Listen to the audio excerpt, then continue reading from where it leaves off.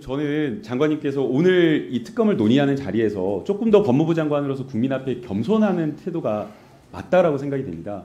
곽상도 의원 50억 클럽에 대한 무죄가 나온 것에 대해서 많은 국민들이 분노하고 또 수사기관에 대한 신뢰, 특히나 검찰에 대한 신뢰를 잃어버렸습니다. 그런데 이 자리에 와서 여당원들 말에는 그냥 막 고분고분 이렇게 답변하고 또 야당원 말에 대해서는 뭔가 이렇게 약간 힐난하거나 이런 태도가 과연 국민들이 봤을 때 좋을지. 지금 뭐 언론에서는 뭐 국민의힘 지금 지지율 빠져가지고 굉장히 어려우니까 법무부 장관 막 영입해가지고 뭐 선거 치르겠다 이런 이야기 나오는데 이 국감장에서 아니 이 법사위 전체회의 장에서 이렇게 국민 앞에 오만한 태도를 보이는 것은 적절하지 않다라고 생각됩니다. 그리고 지금 장관이 취임하신 지 얼마나 됐습니까?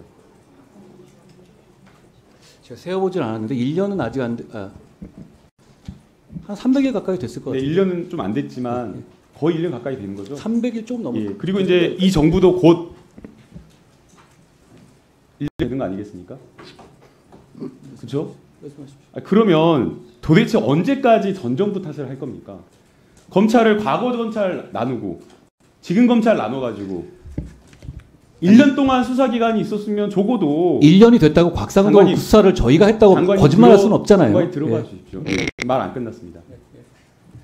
1년 동안 했었으면 특정 이재명 당대표, 야당 당대표에 대해서는 온갖 압수수색과 수백 건의 압수수색 모든 격까지 사람을 타겟한 그런 어떤 수사를 벌이면서 이 50억 클럽과 관련되어서는 지금 장관님 말씀대로라도 이 배임과 관련된 게 하나가 있고 또 이걸 드러내지 않기 위한 어떤 보험 성격의 로비가 있다라고 하면 여기도 분명하게 수사를 해야 되는데 여기는 손 놓고 있었던 거 아닙니까? 그렇지 않습니다. 1년 가까이 이렇게 놔두고 거기에 대해서 국민 내 불신이 높은 상황에서 국회에서 이렇게 특검을 통과시키자라고 하는 그 논의 이 자리에서 또다시 검찰에게 기회가 달라는 말이 과연 국민에게 얼마나 설득력 있게 들리겠습니까?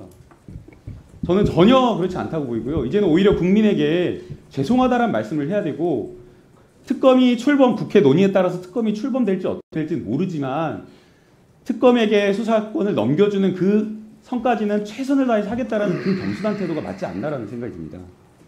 그리고 지금 여기 지금 특검을 보게 되면 크게 여러 이제 법안이 올라와 있는데요. 크게 이제 수사 범위 그리고 특검의 규모, 특별검사를 어떻게 추천하냐, 추천 방법과 관련된 이게 세 가지가 좀 쟁점인 것 같습니다. 이제 그러나 특검의 규모 같은 거에는 크게 차이가 없고 기간을 조금 더 연장하면 수사의 어떤 인력이나 이런 부족 부분이 없기 때문에 결국에는 중요한 것은 수사 범위가 핵심이 아닌가라는 생각이 듭니다.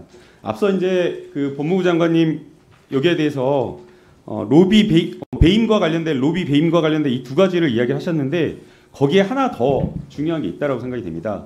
결국 이 사업을 지탱하고 버틸 수 있었던 핵심은 대장동 개발 사업 시행과 그 다음에 이 시행 사업을 위해서 땅 작업을 했던 데 들어간 이 자본 투자 전반에 대한 이 자금 조성에 대한 의혹도 수사를 하는 것이 매우 중요하다라고 생각이 됩니다.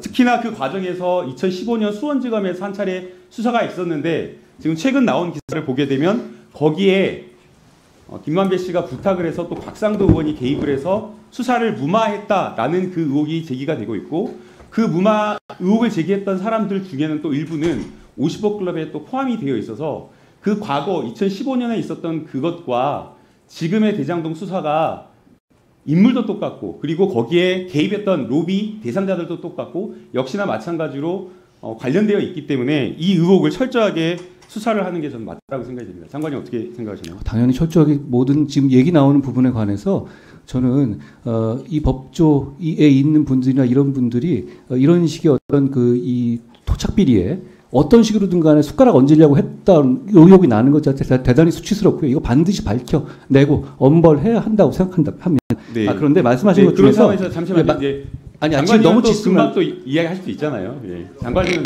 시간이 많잖아요. 제 시간은 그리고 앞서 아니, 김의겸 의원님께서 질의하신 김만배의 누나가 집을 산 그 의혹도 다시 철저하게 수사를 해야 된다고 생각이 됩니다. 장관님이 이거 그냥 가볍게 누나에 대한 조사를 마쳤고 그리고 그게 부동산 중개업자를 통해서 샀다라고 하는데 국민들 그렇게 보지 않습니다. 돈을 주려면 뭐하러 그렇게 주죠? 그러한 우연이라고 하는 게 있겠습니까? 지금 김만배는 철저하게 다 자기에게 로비에게 도움이 됐던 그런 사람들에게 다 도움을 줬고 돈이든 어떤 금전적 이익을 줬고 역시나 마찬가지로 거기에 특수부 검사라고 하는 박영수, 윤석열 대통령 다 이 라인들이 있기 때문에 그 수사도 철저하게 다시 되는 게 좀 맞다라고 생각합니다.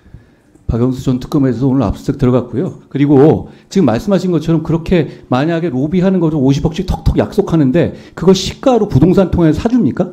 그건 이해하기 어려운 문제고 이미 그 얘기 안 하신 지 굉장히 오래되셨는데 갑자기 특검 때 얘기하는 거 제가 좀 의아하다는 생각은 들고요. 그리고 아까 말씀하신 것들 중에서 여러 번 나왔는데 제가 한번 확인해 봤습니다. 그러니까 너무 말씀 많이 하시길래 수백 번 압수수색했다고 하시잖아요. 이 대표님에 대해서. 근데 이 중에서 가장 큰 150번 넘는 횟수는 이 법카 사용 횡령 부분을 밝히기 위해서 음식점에 대해서 전표에 대해서 압수수색한 부분이다. 그러니까 지금 말씀하신 숫자는 굉장히 과장되어 있다. 그거는 이제 잘 아시다시피 그렇게 신용카드 전표 따보는 압수수색이 일반 뭐 사무실 압수수색 이런 거하고는 격이 다른 얘기잖아요. 그러니까 그런 말씀도 오해를 방지하기 차원에서 이 기회에 말씀드립니다.